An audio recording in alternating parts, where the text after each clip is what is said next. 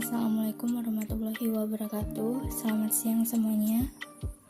Kami dari kelompok 7 akan mempresentasikan materi mengenai organel sel.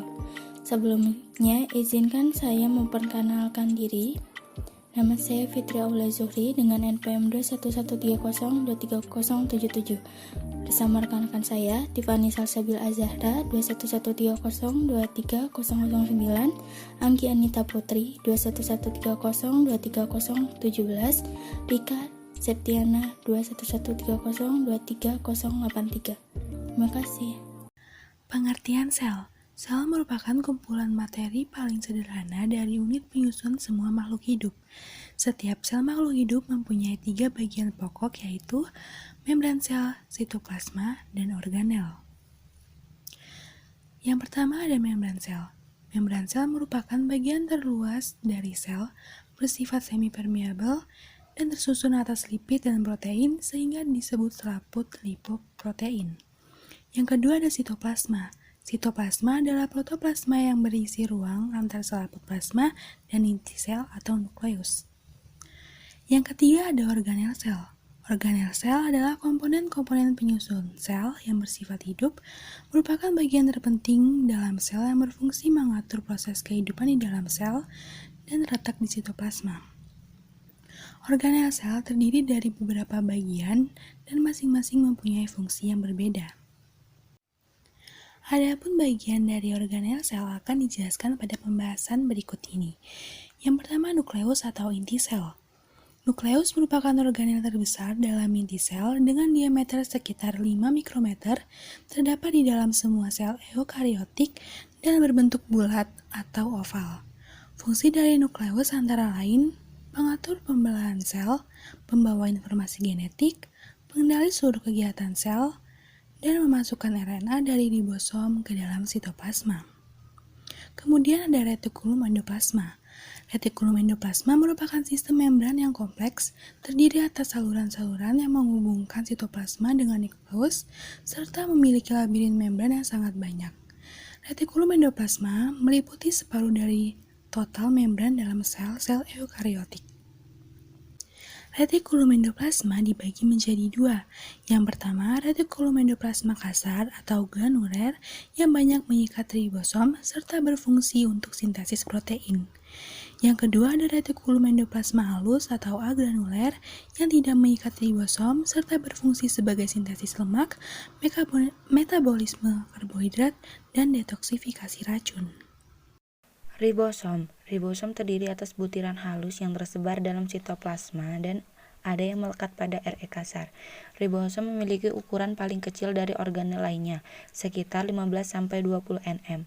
Fungsi utama ribosom sebagai tempat sintesis protein yang dimulai dengan penggabungan molekul asam amino dan membentuk rantai polipeptida.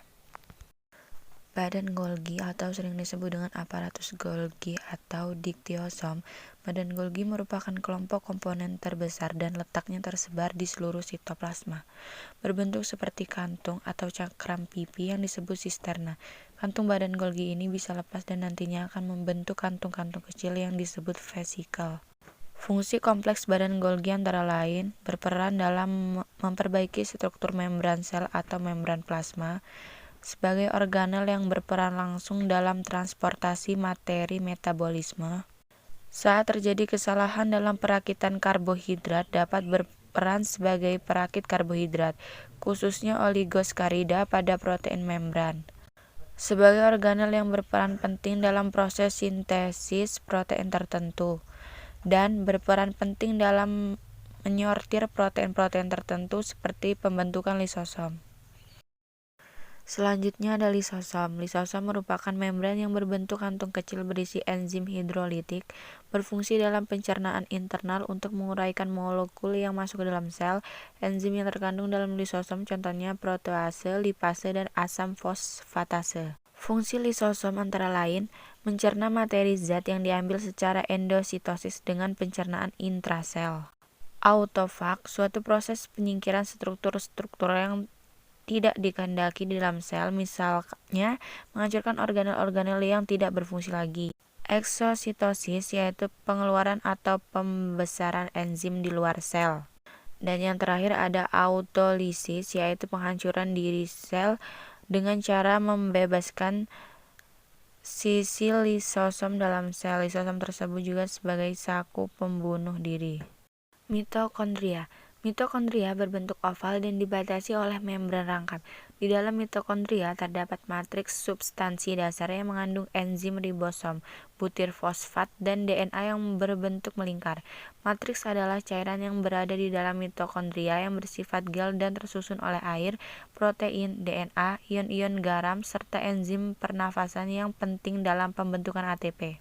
Mitokondria merupakan tempat respirasi seluler, proses metabolisme yang menghasilkan ATP dengan cara mengambil energi dari gula, lemak, dan bahan bakar lain dibantu oleh oksigen.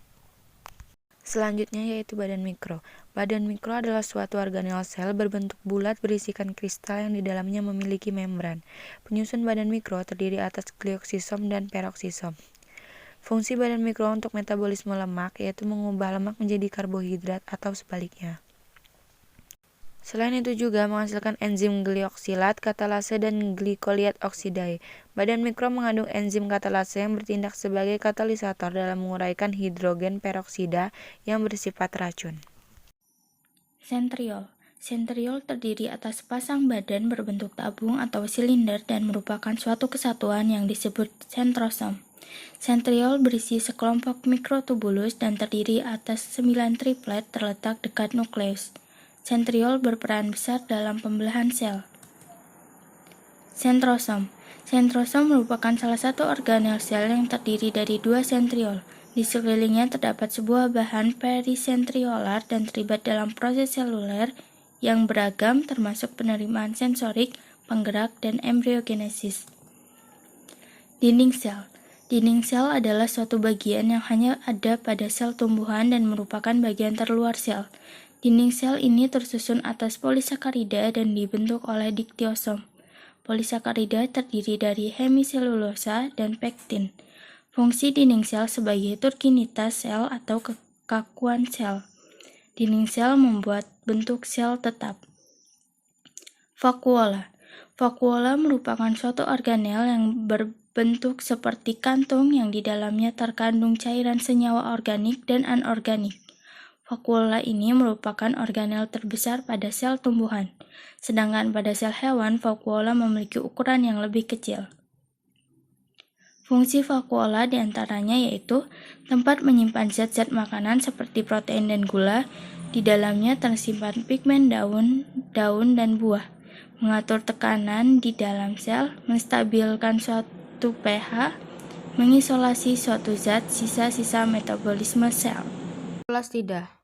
Plastida adalah salah satu organel pada sel tumbuhan yang dinamis, memiliki kemampuan bisa membelah, tumbuh, berdiferensiasi, jadi berbagai jenis bentuk, cenderung besar, dan isinya cairan yang kaya protein.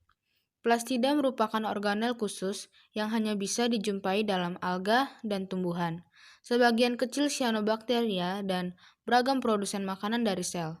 Plastida memiliki diameter kurang lebih 4-6 mikro.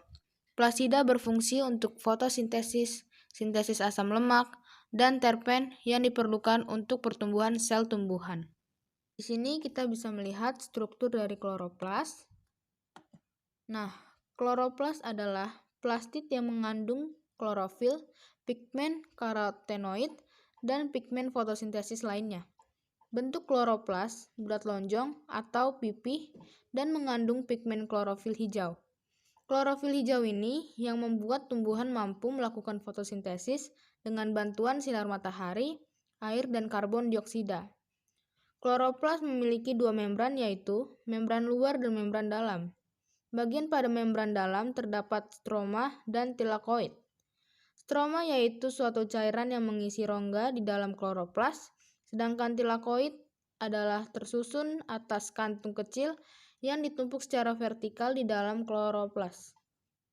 Ini kita bisa melihat perbedaan dari organel sel hewan dan tumbuhan, yang dimana ada yang sama, ada juga yang berbeda. Yang pertama ada dinding sel, yaitu dalam sel hewan itu tidak ada, tetapi dalam sel tumbuhan ada. Yang kedua membran plasma. dalam sel hewan ada, dan juga sel tumbuhan ada. Yang ketiga, sitoplasma, di dalam sel hewan ada, dan dalam sel tumbuhan juga ada.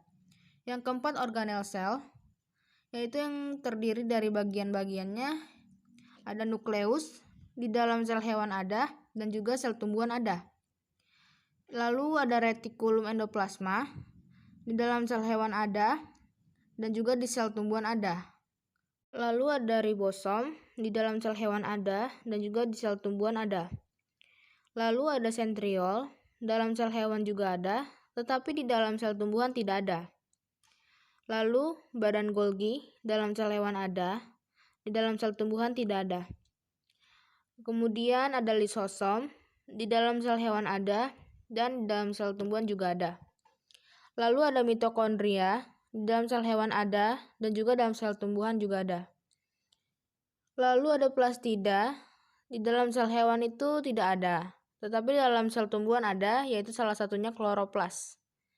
Lalu ada badan mikro, yang terdiri dari dua bagian, yaitu peroksisom, dalam sel hewan ada, tetapi dalam sel tumbuhan tidak ada. Lalu ada giloksisom, dalam sel hewan ada, di dalam sel tumbuhan juga ada. Lalu yang terakhir ada vakuola, di dalam sel hewan tidak ada, sedangkan dalam sel tumbuhan ada. Kesimpulan, sel adalah bagian terkecil dan terpenting dari kehidupan. Sel memiliki 3 bagian utama, yaitu membran sel, inti sel atau nukleus, dan dinding sel. Sel juga disusun oleh organel lain, yaitu retikulum endoplasma, ribosom, badan Golgi, lisosom, mitokondria, badan mikro, sentriol, sentrosom, dinding sel, vakuola, dan plastida. Lalu sel hewan dan sel tumbuhan memiliki perbedaan, dan perbedaan yang paling terlihat terdapat di bagian terluar sel. Sel tumbuhan memiliki dinding sel yang sangat kaku untuk mempertahankan bentuk dan hanya mampu membuat gerakan-gerakan kecil dan halus. Sedangkan pada sel hewan tidak memiliki dinding sel, sehingga cenderung berubah-ubah bentuknya, namun sangat aktif bergerak.